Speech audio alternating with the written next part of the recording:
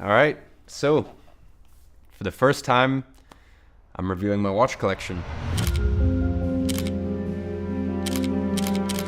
Yeah, good. Patek's just the best watch brand on earth.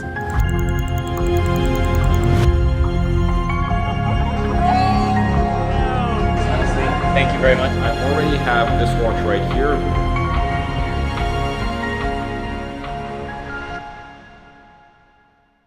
This is probably half of it. I've got another 25% of my collection in another box just like this here in Dubai. And then I've got another box like this in London. So I also keep some of my collection in London. So in the watch roll, I have my 4 favorite watches in my collection at the moment, but we'll save that till the end of the video. What watch would you say you wear the least?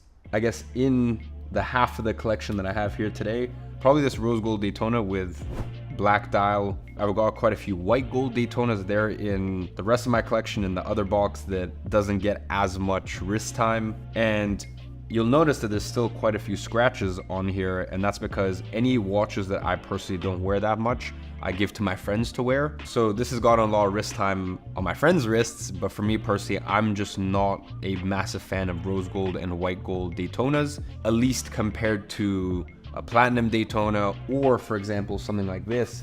I love the rose gold Daytona on the Oyster Flex, and I think it comes down to really just the way that the bezel pops on the Oyster Flex, because they do the ceramic bezel, same as what you'd find on a steel Daytona, rather than the bezel that they do on the full rose gold. So out of these, I'm sure you can understand why I just prefer the pop of color with the Oyster Flex, with the steel, or for example right here with the platinum Daytona. Which would you say is your favorite? Out of these, 100% platinum. I remember I requested this watch from Rolex in 2020, and no one really wanted them like they want them now. So yeah, what can I say? It's there, it makes a statement, but it doesn't need to scream too loud. So this is a watch that I love. This is a Meteorite Daytona on the Oyster Flex. Once again, just talking about precious metals, I got offered the Meteorite, which is an extremely difficult dial to get. I got offered it on my choice between a full white gold or rose gold bracelet, and I ended up declining that watch, holding out, and opting for this instead. I took this watch skiing earlier this year, and I don't know, it just felt like the perfect watch.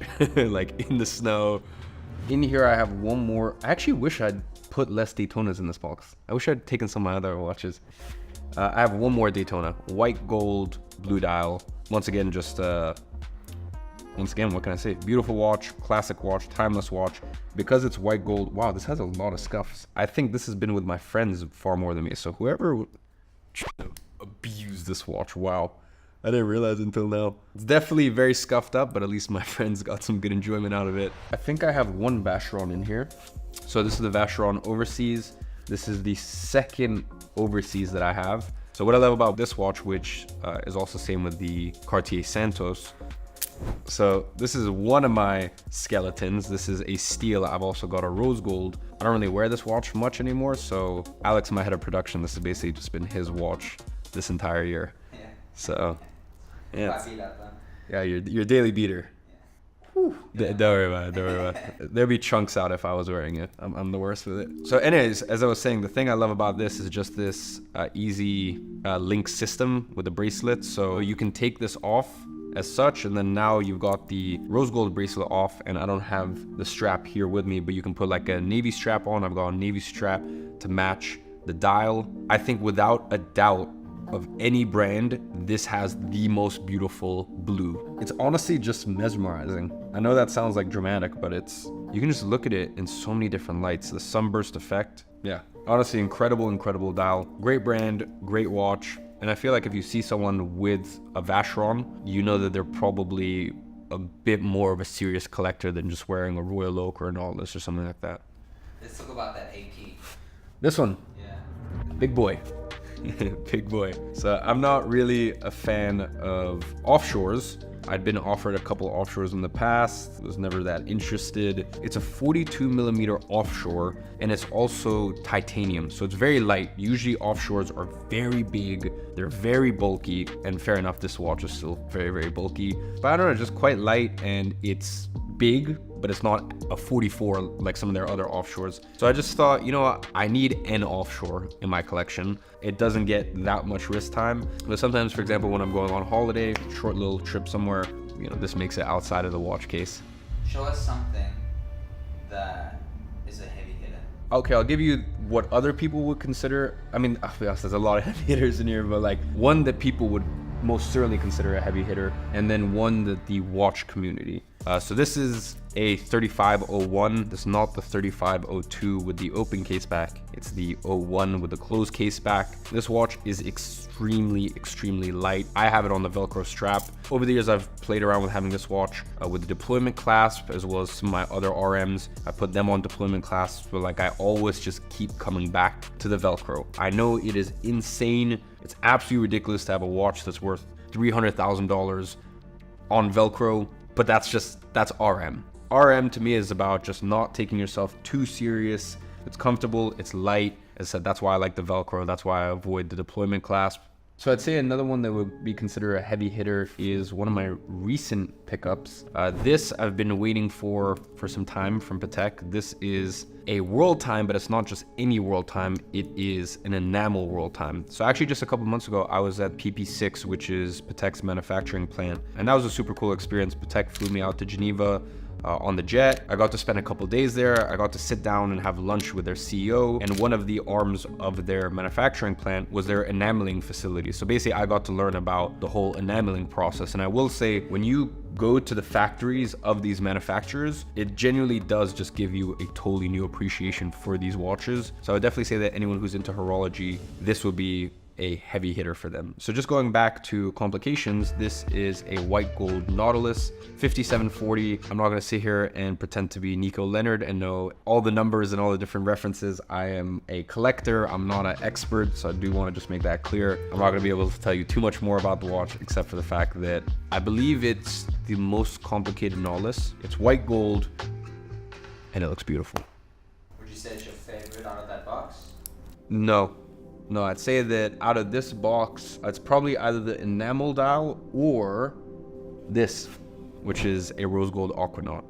I adore rose gold watches, and the combination of rose gold and brown is my favorite. You're gonna see one of my watches here and one of my other watches, which is my favorite watch and was my favorite watch for the longest time, the 5711R rose gold Nautilus, until I got something that's in that watch roll, which ended up beating it as my favorite watch. But yeah, when it comes to Aquanauts, very comfortable. I think incredibly comfortable bracelet. I actually find them to be more comfortable than Rolex's Oyster Flex. That's just me personally. And I just like the low, thin profile of it. I just like it when the watches are just flush and sleek.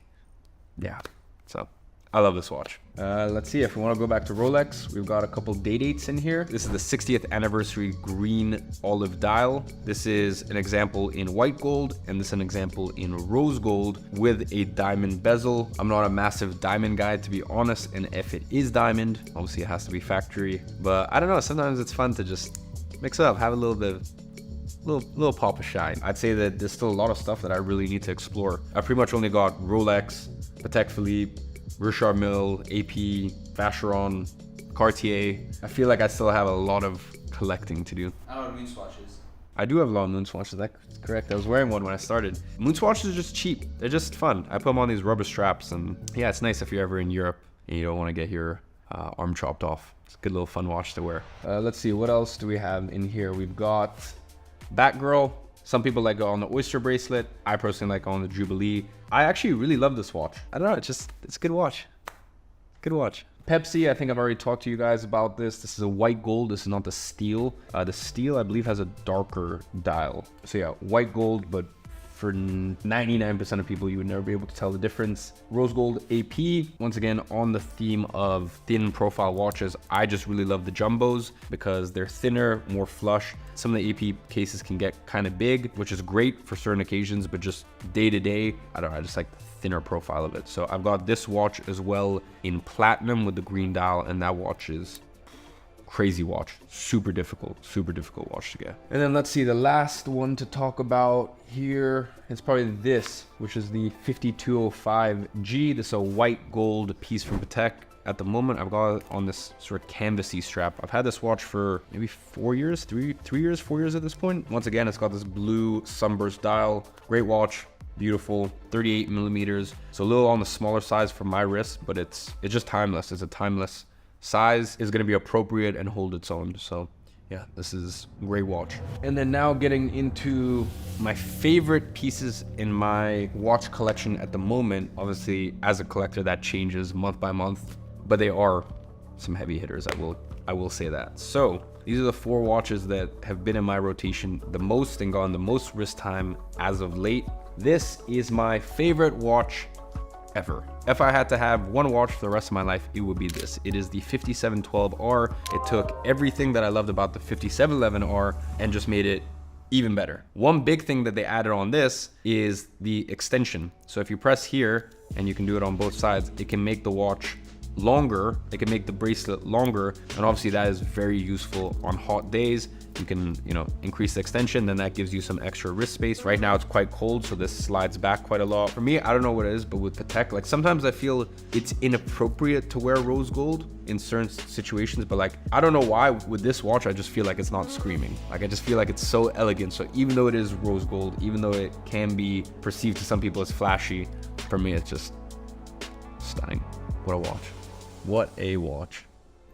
This is a platinum day-date. This exact configuration. This has the baguette bezel and it also has the baguette markers. It's got some ice on here. I just think it's incredible. I know it's got some diamonds on here, but I still feel like it's appropriate. It's not like that crazy. It's still in a way elegant. And I just think it's beautifully balanced. There's certain watches that you just look at and you're like, this works. This makes sense. And I'd say this is definitely one of those watches where it's just very well balanced.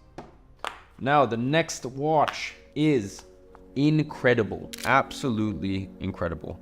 This is a Celestial. There's a couple minute repeaters that I'm eyeing up. I think that'll probably be my next dress watch from Patek, is a minute repeater. But outside of that, I'd say this is probably my favorite dress watch. Now, this is a 44 millimeter watch. It's a large dress watch, so a lot of people, it just won't work for them. Once again, because I have larger wrists, this still works. This is definitely not a watch you're gonna see often. There's definitely not many people that wanna be spending this sort of money for a dress watch that like no one knows what it is. And this is definitely a collector's piece. But it's incredible to be able to look up at the sky and know exactly where the constellation is and where all the stars are placed. And that perfectly matches your watch. Yeah, it's just an insane complication. Insane watch.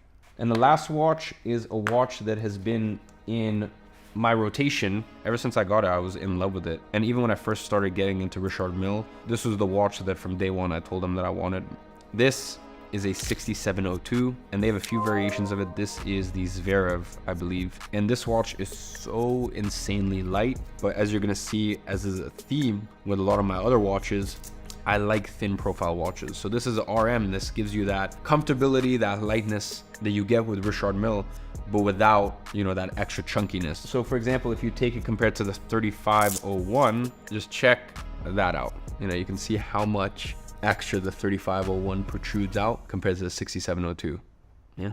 Stunning watch, huh? So ladies and gentlemen, that's my watch collection. I started collecting watches in 2018. When I was 18 years old, I'd made my first $1 million from the business, and I basically had been collecting ever since. And I was collecting even when it wasn't a financially smart decision, when every single watch I was buying, I was losing money on. That doesn't really matter. I think if you find something that you are interested in, go collect, obviously be sensible, and most importantly, buy whatever you're into. I have some of my friends that have just collections of Omega Speedmasters, or I have friends that pretty much only wear vintage Cartiers. So whatever you're into, find out what that is, keep working hard, and I think watches are an incredible way to reward yourself for every chapter of your life. And watches are also an incredible hobby that you can share with your friends, your loved ones. All of my friends wear all my nice watches because I just don't have enough time to wear all of them. So I would much rather they get appreciated by other people, even if there are scratches or this or that. Like, these things are made to be used and worn. So with all that being said, work hard, and I'm sure I'll see you with a collection like this sometime soon.